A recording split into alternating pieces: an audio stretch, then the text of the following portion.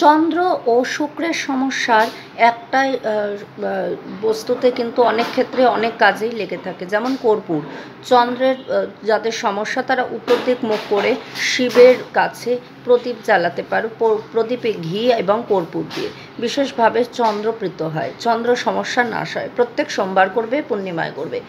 এবং তার সাথে সাথে আরেকটি কথা বলবো, যাদের শুক্র প্রচণ্ডভাবে ডিস্টার্ব, কর্পূর তেল জলে দিয়ে স্নান করতে পারো, এতে শুক্র কিন্তু ভালো হয়, শুক্রের অশুভত্ব অনেকাংশে কেটে যায়। এবং তার সাথে সাথে আরেকটি কথা বলবো,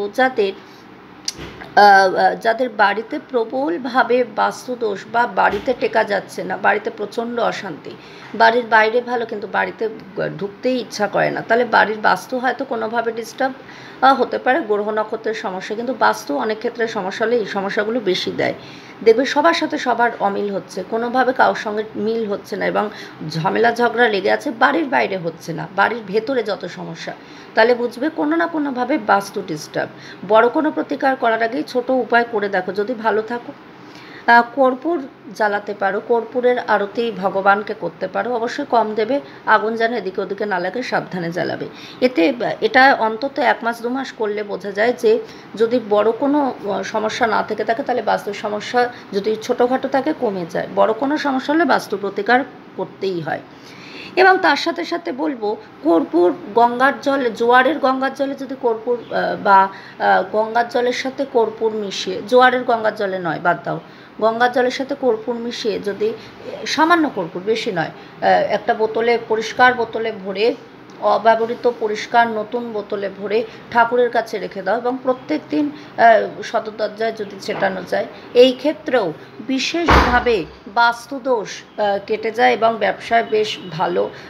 যদি কোনো অশুভত্ব বা কোনো বাস্তুদোষ বা ব্যবসায় কোনো রকমভাবে হচ্ছে না, আয় উন্নতি হচ্ছে না, সেক্ষেত্রে কিন্তু বেশ ভালো একটা ফল দেয়। সুতরাং এই একটুখানি কর্পূর, জলটা বেশি, অত্যাধিক কর্পূর দেওয়া যাবে না এইভাবে। আর আগুনের সংস্পর্শে যেন কর্পূর না আসে, কর্পূর কিন্তু আগুনে দাহ্য, সুতরাং খুব সাবধান, বারবার বলছি।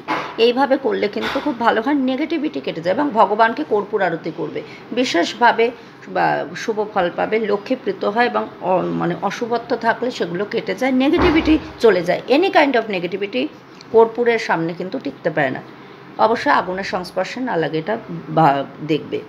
বাড়িতে কলহের পরিবেশ প্রচণ্ড হচ্ছে, ঘিতে কর্পূর জ্বালাও, ঘি মিশ্রিত কর্পূর জ্বালাও, কম করে কর্পূর দেবে, আগুন যেন প্রচুর না ছড়ায়। একটুখানি কর্পূর আর ঘি দিয়ে জ্বালাতে পারো, সাবধানে অবশ্যই করবে, খুব ভালো থাকবে।